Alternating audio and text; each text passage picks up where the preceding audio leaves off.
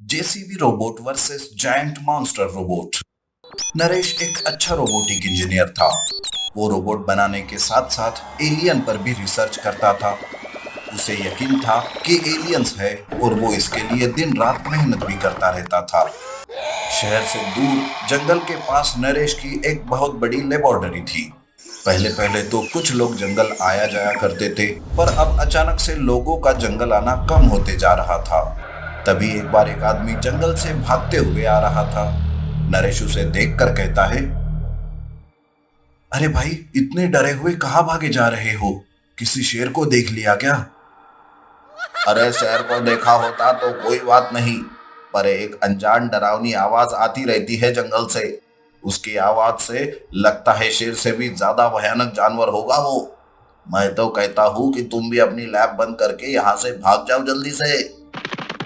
ये सब कहकर वो आदमी वहां से भाग जाता है। पर उस आदमी की बात सुनकर नरेश चिंतित हो जाता है। शहर के लोग जंगल जाने से डरने लगे थे। नरेश को जंगल का राज जानने की उत्सुकता दिन ब दिन बढ़ते ही जा रही थी। आखिर कैसी आवाज आ रही है जंगल से? मुझे भी एक बार जंगल जाकर देखना ही होगा। ये सोचकर नरेश खोज करने जंगल जाता है।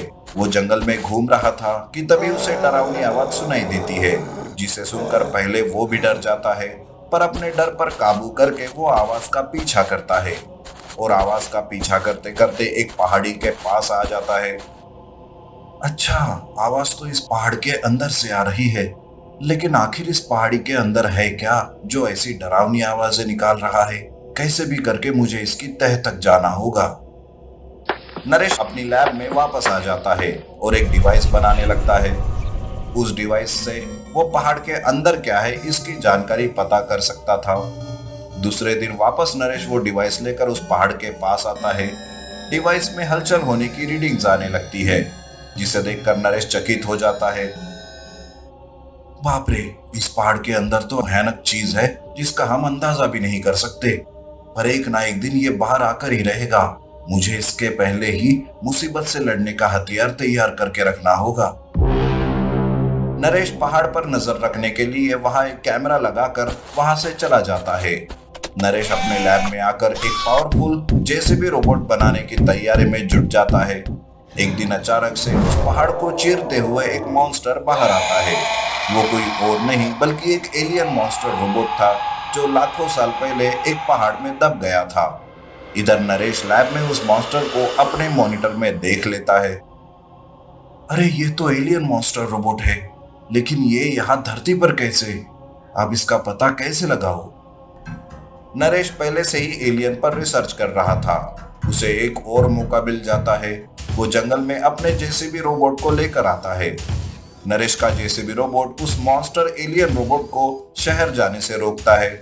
उन दोनों के बीच वहीं पर लड़ाई शुरू हो जाती है।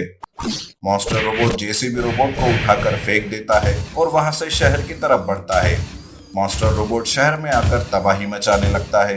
नरेश को कुछ समझ नहीं आ रहा था कि तभी वहां एक स्पेसशिप उतरता है और वहां से एक दूसरा एलियन बाहर आता है। वो एलियन नरेश को देखकर कहता है, घबराओ मत, मैं यहाँ तुम्हारी मदद करने ही आया हूँ। दरअसल लाखों साल पहले उसने हमारी प्लेनेट में तबाही मचाई थी, इसलिए हमने इसे धरती पर इस पहाड़ में कैद करके रख दिया था। तब तो वो एक्टिव नहीं था, पर पता नहीं कैसे एक्टिव हो गया। अरे, पर वो शैतान है, उसे कैसे रोकते हैं? उसने तो मेरे पावरफुल जेसीबी रोबोट को भी नाकाम कर दिया है। एलियन अपनी एक्स्ट्रा पावर नरेश के जेसीबी रोबोट में डाल देता है। जेसीबी रोबोट एक्टिव ही नहीं होता, बल्कि उसमें और भी ज्यादा शक्तियां आ जाती है। इधर एलियन मॉन्स्टर रोबोट शहर में तबाही मचा रहा था। लोग तो डर के मारे यहाँ से वहां भाग रहे थे और वो मॉन्स्टर हंसते हुए सब पर हमला कर रहा था। तभी वहां जेसीबी रोबोट आता है और वो मॉन्स्टर रोबोट से लड़ने लगता है। उनके बीच भयानक लड़ाई शुरू हो जाती है। उनके बीच की लड़ाई किसी मूवीज की लड़ाई से कम नहीं थी। काफी देर लड़ाई चलने के बाद जेसीबी रोबोट अपना हथियार इस्तेमाल करता है। वो उस पर अपने शरीर से एक रोशनी भेजता है, जिससे मॉन्स्टर रोबोट कमजोर होने लगता है। बस इसी मौके का फायदा उठाते हुए जेसीबी रोबोट उस पर आखिरी वार करता है और उसके टुकड़े टुकड़े कर देता है। इस तरह से मॉन्स्टर रोबोट का अंत हो जाता है और फिर से वो एलियन उसे वापस उसी पहाड़ी में दबाकर कैद कर देता है। Siren head versus robot Godzilla. Raj काफी सालों बाद इंडिया वापस लौटा था। उसके बाप दादाओं ने उसके नाम काफी सारी प्रॉपर्टी छोड़ रखी थी, बस उसी को देखने और उन्हें बेचने वो इंडिया लौटा था। बाकी सब प्रॉपर्टी तो ठीक थी, पर एक हवेली ऐसी थी जो काफी पुरानी थी और अब खंडहर बन चुकी थी, क्योंकि लोगों का ये मानना था कि वहां कोई भयानक सा राक्षस रहता है। जो भी उस हवेली के पास जाता वो कभी जिंदा वापस नहीं लौटता। राज इस बात को ठिकाने लगाने के लिए ही वापस लौटा था।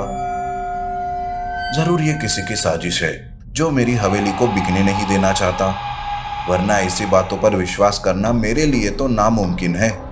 मैं कल ही जाकर उस हवेली को देख आऊंगा। देखता हूँ कौन सा राक्षस है जो मुझे उसे बेचने से रोकेगा। सर, आप उस हवेली को छोड़ दीजिए, उससे ज्यादा कीमती आपकी जान है। फालतू उस चक्कर में कहीं आप अपनी जान से हाथ धो ना बैठो। मैं ऐसे किसी भी अफवाहों को सुनकर अपनी प्रॉपर्टी को नहीं छोड़ सकता, और वैसे भी सुना है कि लोगों ने वहां अपनी जानें गंवाई है, इसलिए इसका पता करना बेहद जरूरी है। और चिंता की कोई बात नहीं, अगर राक्षस हुआ भी तो मैं उससे निपट लूंगा। इस तरह अपने मैनेजर की बात को अनसुनाकर राज ने हवेली जाकर छानबीन करने की ठान ली और दूसरे ही दिन अपनी बड़ी सी गाड़ी को लेकर हवेली की ओर निकल पड़ा। राक्षस के डर से हवेली के आसपास के घर भी खाली पड़े थे, इसलिए हवेली अब एक सुनसान इलाके में ही थी। वहां आसपास ना कोई रहता था, ना कोई आता जाता था। आसपास के इलाके को देखते हुए राज आखिरकार अपने उस पुरानी हवेली पहुंच ही गया। सच में कभी गांव की शान रहने वाली हवेली आज खंडहर बन चुकी थी। हवेली की ऐसी हालत देखकर राज को बेहद बुरा लगा। एक पल के लिए वो हिचकिचाया भी, लेकिन हिम्मत करके उसने अपनी उस हवेली का बड़ा सा लोहे का गेट खोल दिया। भरे सन्नाटे में उस गेट की भयानक आवाज सुनकर राज भी सहम गया, और तभी हवेली के अंदर से भी कुछ आवाजें आने लगी, जिसे सुनकर राज और चौकन्ना हो गया। बाप रे, क्या भयानक आवाज है इसकी! इसे सुनकर तो कोई भी मर जाए। राक्षस की तो जरूरत ही नहीं पड़ेगी। वैसे अंदर से आवाज किसकी थी? जरूर कोई पंछी या छोटा मोटा जानवर होगा। अंदर चलकर देखता हूँ, पता तो चले कौन सा राक्षस बैठा है मेरी हवेली में। राज हवेली की ओर बढ़ने लगा। उस लोहे के गेट से लेकर हवेली तक बड़ा सा बगीचा था, जिसमें जंगली पेड़ पौधे उग चुके थे। राज सावधानी से उस बगीचे को पार करता हुआ वो हवेली के मेन दरवाजे तक पहुंचा। जैसे चाबी निकालकर वो उन दरवाजे पर लगे बड़े से ताले को खोलने वाला था कि उसके हाथ से चाबी नीचे गिर पड़ी, और तभी अचानक एक बड़े से लोहे की कुल्हाड़ी का वार उस पर हुआ। लेकिन जमीन पर गिरी हुई चाबी को उठाने के लिए वो नीचे झुका था, इसलिए वो उस वार से बच गया। लेकिन अचानक हुए उस हमले से राज भी डर गया, और ये वो देखने लगा। तभी उसकी नजर हवेली के दाहिने ओर खड़े भयानक से सायरन हेड पर पड़ी, जो हाथ में कुल्हाड़ी लिए राज को मारने पर तुला था। उसे देख राज के पसीने ही छूट गए। ओह माय गॉड, ये तो एक सायरन हेड है। इसके बारे में मैंने तो सिर्फ किताबें और कहानियों में ही पढ़ा है। आज पहली बार इसे देख रहा हूँ। मैंने सुना है कि ये देख नहीं सकता, बस हल्की सी आहट और आवाजें सुनकर ये अपने शिकार को मारता है। मुझे कैसे भी करके अपने गाड़ी तक पहुंचना होगा।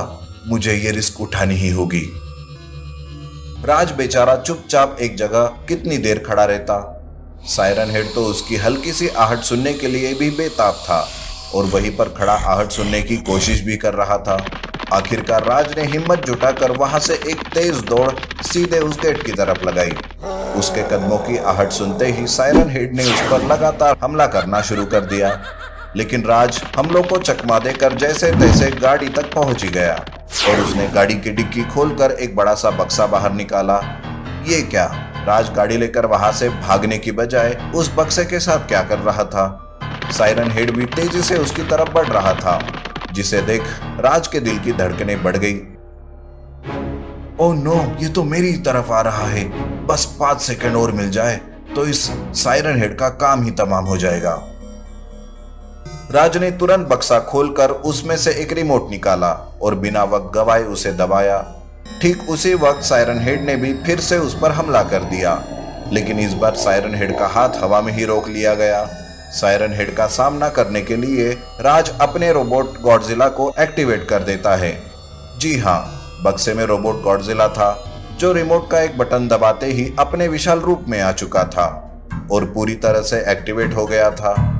राज अब उन दो महाशक्तियों से कुछ दूरी पर जाकर खड़ा हो गया और दोनों की लड़ाई देखने लगा। मुझे रोबोट गॉडजिला को पहले ही एक्टिवेट कर देना चाहिए था। आज अगर थोड़ी सी भी देरी हो जाती तो मेरी जिंदगी का आखिरी दिन होता। सायरन हेड और रोबोट गॉडजिला में घमासान युद्ध छिड़ गया। दोनों एक दूसरे को काफी देर तक टक्कर देते रहे।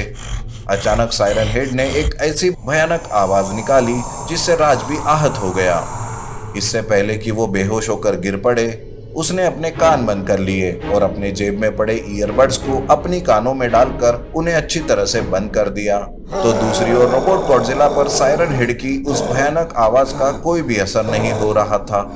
होता भी क्यों, वो एक रोबोट जो था। पर अपने मालिक की ऐसी हालत देख रोबोट गॉडजिला ने सायरन हेड पर एक घातक हमला कर दिया, जिससे उसका कुल्हाड़ी वाला हाथ दो टुकड़ों में बट गया और दूसरे हमले के साथ उसने उस सायरन हेड का सर धड़ से अलग कर दिया। सर धड़ से अलग होते ही उसकी वो भयानक आवाज भी बंद हो गई। उसका शरीर काफी देर तक जमीन पर तड़पता रहा और आखिरकार पूरी तरह से शांत हो गया।